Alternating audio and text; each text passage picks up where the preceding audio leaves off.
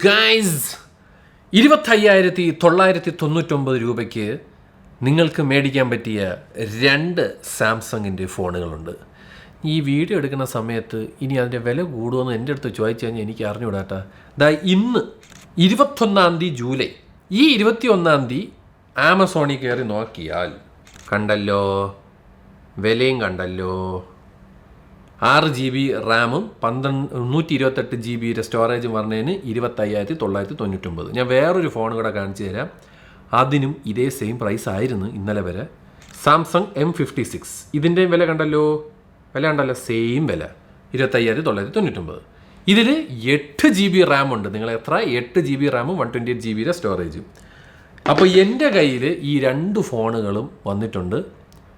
And these 2 phones are my pick if you are looking for a Samsung device in middle of 20 to 30K range.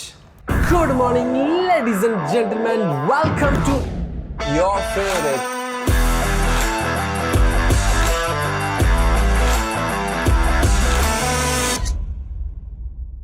ഈ 2 ഫോണുകൾക്കും 2 പ്രശ്നങ്ങളുണ്ട്. ഒരുപാട് പ്രശ്നങ്ങളും മാറ്റങ്ങളും ഉണ്ട്. എന്നാൽ ആദ്യം തന്നെ ഒരു കാര്യം പറയാം. ഈ സാധനം, ഈ സാംസങ്ങിൻ്റെ M56 എന്ന് പറയുന്ന ഈ സാധനം പെട്ടെന്ന് തീർന്നാൽ പിന്നെ ഈ ഫോൺ വരില്ല. Okay, restock not available. ചിലപ്പോൾ വരുമായിരിക്കും, ബട്ട് ആസ് പെർ എൻ്റെ ഒരു കാൽക്കുലേഷൻ ഈ സാധനം ഇനി തീർന്നാൽ ഇനി വരില്ല. പിന്നെ ഓഫ്ലൈൻ മാർക്കറ്റിൽ ചിലപ്പം ഇതേ പ്രൈസിൽ ഈ 25,999 രൂപയ്ക്ക് മേടിക്കാൻ പറ്റുമെങ്കിൽ മേടിക്കുക. അല്ലാതെ ഓഫ്ലൈനിൽ ഇതിന് 35,000-ന് 40,000 ഇങ്ങനെ വിറ്റ് കഴിഞ്ഞാൽ ദൈവത്തിന് വെറുതെ കോൾമി ഷസാമിൻ്റെ വീഡിയോയിൽ ഇത് നല്ല ഫോണാണെന്ന് പറഞ്ഞു അതുകൊണ്ട് എടുക്കുക. ഇല്ല. ഇതാണ് ഈ ഫോണിൻ്റെ ആപ്റ്റ് പ്രൈസ്. ഇതാണ് ഈ ഫോണിൻ്റെയും ആപ്റ്റ് പ്രൈസ്. ഈ ഫോണിൻ്റെ പ്രത്യേകത നിങ്ങൾക്കറിയാം. ഇന്ന് ഞാൻ വീഡിയോ ഇടുമ്പോൾ 25,999 രൂപയാണെങ്കിൽ സഹോദരങ്ങളെ ഒരു 10 ദിവസവും 20 ദിവസവും കഴിയുമ്പോൾ ഇത് 32,999 രൂപയിലോട്ട് മാറാം. ബിക്കോസ് 24,000-ന് ഇറക്കിയ ഈ ഫോൺ നിപ്പിൽ ഒരു 32,999 ചാടിയതിന് ശേഷമാണ് നാട്ടുകാർ തള്ളക്കി വിളിക്കുകയും 25,999 ഇപ്പം പ്രസൻ്റ്ലി ഈ ഫോൺ നിങ്ങൾക്ക് അവൈലബിൾ ആണ്. So this is the accurate price for buying these 2 phones. ഇനി നമുക്ക് ഈ 2 ഫോണിൻ്റെയും കാര്യങ്ങളിലോട്ട് കടക്കാം. ആദ്യം തന്നെ നിങ്ങളൊരു ഹൈ പെർഫോമൻസ് ഓറിയൻറ്റഡ് ആയിട്ടുള്ള ഒരു ജഗജംബീര ഫോണാണ് നോക്കണമെങ്കിൽ വേറെ വല്ല ഫോൺ നോക്കണം. അതായത് ഫോർ ഗെയിമിംഗ് പർപ്പസ് അല്ലെങ്കിൽ ഫോർ അമേസിങ് ക്യാമറ പർപ്പസ് വേറെ ഫോൺ നോക്കുക. ഇതെന്ന് പറയുന്നത് കുറച്ച് പ്രായമായിട്ടുള്ള ചിലവരൊക്കെ ചോദിക്കാറുണ്ട്, ചേട്ടാ നല്ല എൻ്റെ അമ്മയ്ക്കും അച്ഛനും മാമനും പ്രായമായിട്ടുള്ളവർക്കൊക്കെ നല്ലൊരു ഫോൺ 2 കിടിലാണ്. കുറച്ചും കൂടെ വളരെ കാഷ്വൽ യൂസിന് ഒരു നല്ല സാംസങ്ങിൻ്റെ ഫോൺ കുറേ വർഷത്തെ സോഫ്റ്റ്വെയർ അപ്ഡേറ്റ് ഒക്കെ വെച്ച് വേണം എന്ന് ചിന്തിക്കുന്നവർക്കും ഈ 2 ഫോൺ കൊള്ളാം. സോ നിങ്ങളൊരു വളരെ ലൈറ്റ് യൂസർ ആണെങ്കിൽ these 2 phones are really good. എന്നാൽ എൻ്റെ ഒരു പേഴ്സണൽ ഫേവറേറ്റ് അല്ലെങ്കിൽ എൻ്റെ പിക്ക് ഈ ഫോണാണ്. ഇത് ഞാൻ ഒരിക്കലും മോശമെന്ന് പറയൂല. ബിക്കോസ് ഈ ഫോൺ ഇത് ഉടനെ പോയി കഴിഞ്ഞാൽ പിന്നെ ആ സ്ഥാനത്ത് വരാൻ പോകുന്ന ഈ ഫോണാണ്. ഇതിൽ കുറച്ച് പ്രശ്നങ്ങളുണ്ട് when you are comparing both phones. അതിപ്പോൾ തന്നെ നിങ്ങൾക്ക് കാണാൻ പറ്റുന്നില്ല. ഇതും ഗ്ലാസ് ബാക്കാണ്, ഇതും ഗ്ലാസ് ബാക്കാണ്. ഇത് കുറച്ചും കൂടി റിഫ്ലക്റ്റീവ് ഗ്ലോസി ഗ്ലാസ് വരുന്നത് കൊണ്ട് തന്നെ കുറച്ചും കൂടി ഒരു പ്രീമിയം ഫീൽ നമുക്ക് M56 വരുന്നുണ്ട്. ഇതിന് ഇത്തിരി സൈസ് കൂടുതലാണ്, നിങ്ങൾക്ക് കാണാൻ പറ്റുന്ന പോലെ. ആ സൈസിന് ഇതിന് 6000 mAh ബാറ്ററിയാണ് ഇതിൻ്റെ അകത്തിരിക്കുന്നത്. ഇതിൻ്റെ അകത്ത് 5000 mAh ആണ്. എന്നാൽ പോലും ഇത് വളരെ സ്ലിം ആയിട്ടുള്ളൊരു ഫോം ഫാക്ടറാണ് വരുന്നത് comparing with when you compare with these 2 phones. നിങ്ങൾക്ക് തന്നെ കാണാം വളരെ എവിഡൻ്റ്ലി അത് കുറച്ചൊന്ന് ചോങ്കി ബോയ് ആണ്. പിന്നെ ഗ്ലാസ് ബാക്ക് പ്ലാസ്റ്റിക് ഫ്രെയിമാണ് വരുന്നത്. അതിലൊന്നും യാതൊരു മാറ്റമില്ല. 2 ഫോണും അങ്ങനെ തന്നെയാണ്. ഇവിടെ ഫിംഗർ പ്രിൻറ്റ് സ്കാനർ വരുന്നത് ഈ side mounted finger print സ്കാനറാണേ.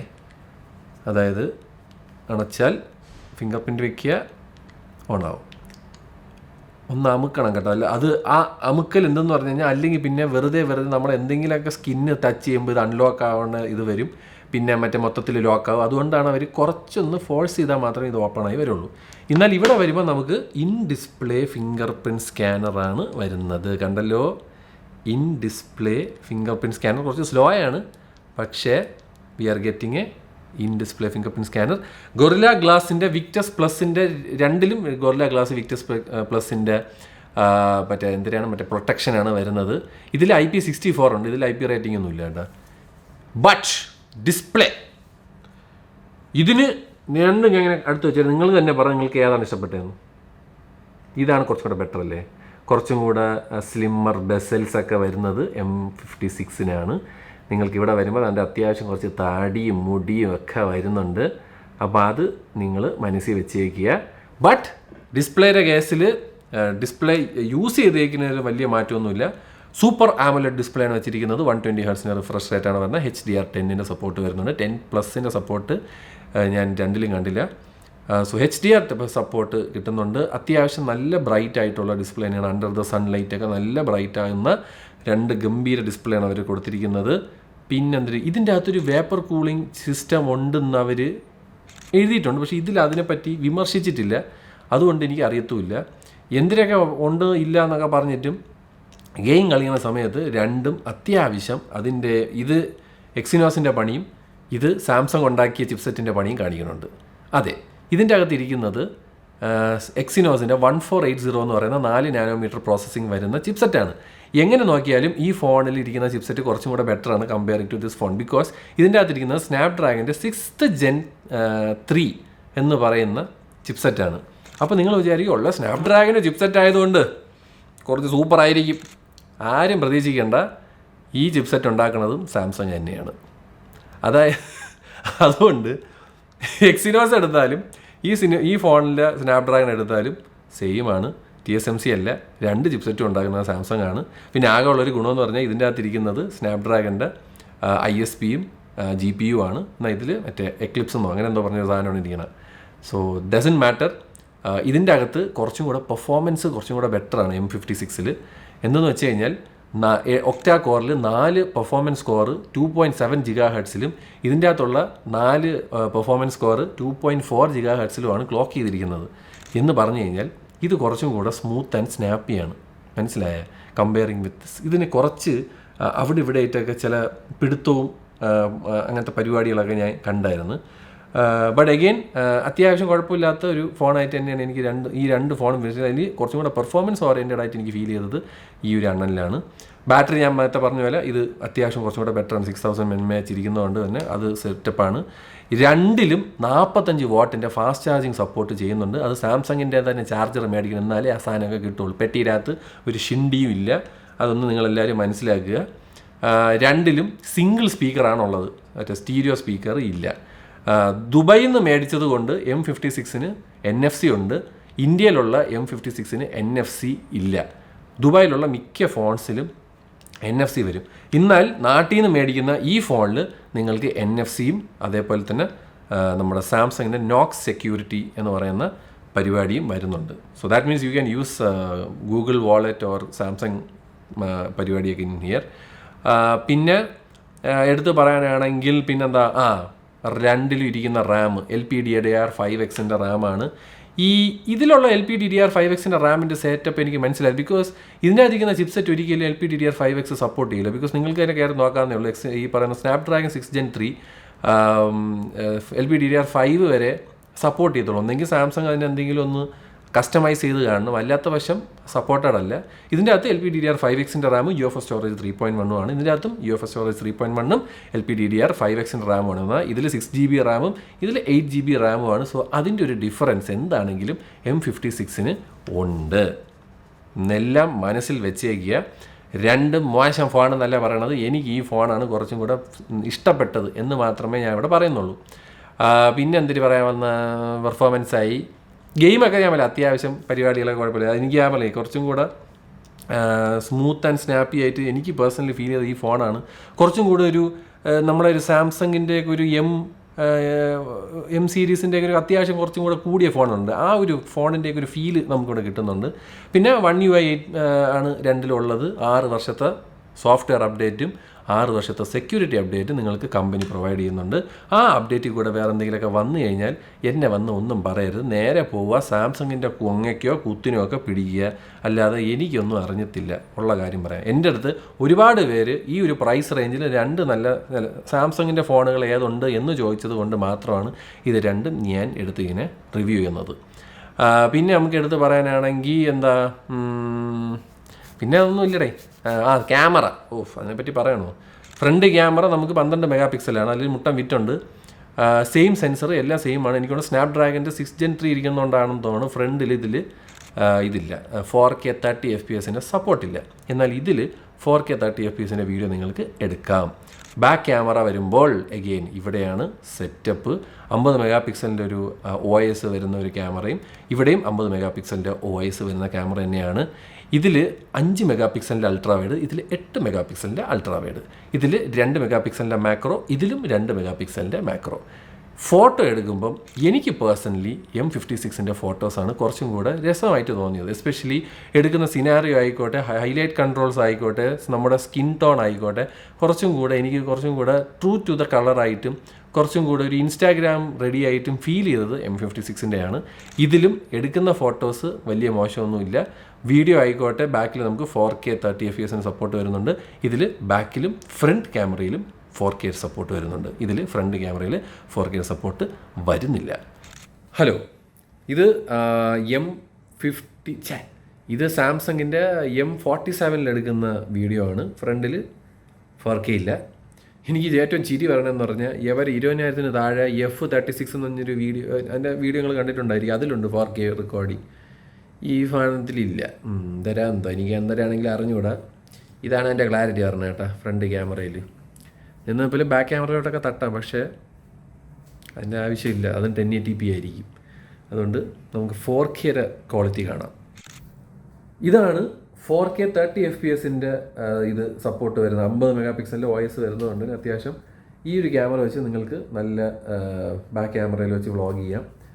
Ultra wide 5 mega pixel ഉള്ളതുകൊണ്ട് ഒരു കാര്യമില്ല. അതാണ് മറ്റേ ഫോൺ കൊള്ളാമെന്ന് പറയണത് കേട്ടോ. M56 കൊള്ളാമെന്നതിൻ്റെ പറയുന്നതിൻ്റെയൊക്കെ കുറേ റീസൺ ഇതൊക്കെ തന്നെയാണ്. സെയിം പ്രൈസാണ്. അപ്പോൾ അതാണ് ഞാൻ ഉദ്ദേശിച്ചത്. പക്ഷേ ആ സാധനം പെട്ടെന്ന് തീരൂടെ, അതൊന്ന് മൈൻഡിൽ വെച്ചേക്കണേ. അതുകൊണ്ട് അത് മറക്കരുത്. ഹിലു, നിങ്ങളിപ്പോൾ കണ്ടിരിക്കുന്നത് നമ്മളിപ്പോൾ കണ്ടുകൊണ്ടിരിക്കുന്നത് സാംസങ്ങിൻ്റെ M56 എന്ന് പറയുന്ന ഫോണിൻ്റെ 4K വീഡിയോ റെക്കോർഡിംഗ് ആണ് കേട്ടോ, 30 FPS. അപ്പോൾ അത്യാവശ്യം ഇങ്ങനത്തെ ഒരു വീഡിയോ നിങ്ങൾക്ക് കിട്ടും. അത്യാവശ്യം നല്ല ക്ലാരിറ്റിയൊക്കെ ഉണ്ട് കേട്ടോ, രസമുണ്ട്. നിന്നിപ്പോൾ ബാക്ക് നമുക്ക് ചാടിക്കിടക്കാം. എന്നിട്ട് നമുക്ക് 5Xലും 2Xലും ഒക്കെ ലോകത്തിന് ഇങ്ങനെ ഇതേപോലെയൊക്കെ കാണിക്കാം കേട്ടോ. 4X 10X വരെ ഉണ്ട്. പക്ഷേ 10Xലോട്ടൊക്കെ പോകുമ്പോൾ ഇതാണ് അവസ്ഥ. 2X വരെ അത്യാവശ്യം നൈസാണ്. 1X 5X ഇതിൽ 8 മെഗാ പിക്സൽ നമ്മുടെ മോട്ടോറോളയുടെ G86 കണ്ട അതേ സെൻസർ തന്നെയാണെന്നാണ് യൂസ് ചെയ്തിരിക്കുന്നത്. ബിക്കോസ് 8 മെഗാ പിക്സലിൻ്റെ അൾട്രാ വൈഡ് വെച്ച് നമുക്ക് 4K 30 FPS video support ultra വൈഡിൽ വരുന്നുണ്ട്. അത് ഇങ്ങനെയാണ് ഇതിൻ്റെ ഒരു ക്ലാരിറ്റി വരുന്നത്. 1X എന്താണെങ്കിലും 50 മെഗാ പിക്സൽ ആയതുകൊണ്ട് തന്നെ OIS ഉള്ളത് കൊണ്ട് നല്ല ക്ലാരിറ്റിയിൽ നമുക്ക് ബാക്ക് ക്യാമറ വെച്ച് ഇതേപോലത്തെ വ്ളോഗ് സ്റ്റൈൽ വീഡിയോസ് നിങ്ങൾക്ക് എടുക്കാം. ഓക്കെ, 2X വരെ യൂസബിൾ ആണ് വീഡിയോയിൽ. ഓക്കെ, ക്യാമറ കേസിൽ ഒരു കാര്യം കൊണ്ടുണ്ട് കേട്ടോ. M56 നമുക്ക് 2X വെച്ചിട്ടൊക്കെ പോർട്രേറ്റ് എടുക്കാം. ഇതിൽ 2X വെച്ച് പോർട്രേറ്റ് എടുക്കാൻ പറ്റില്ല. ഒൺലി 1Xൽ വെച്ചേ പോർട്രേറ്റ് എടുക്കാൻ പറ്റുള്ളൂ. അതെന്താണെന്ന് എനിക്ക് അറിഞ്ഞൂടാ.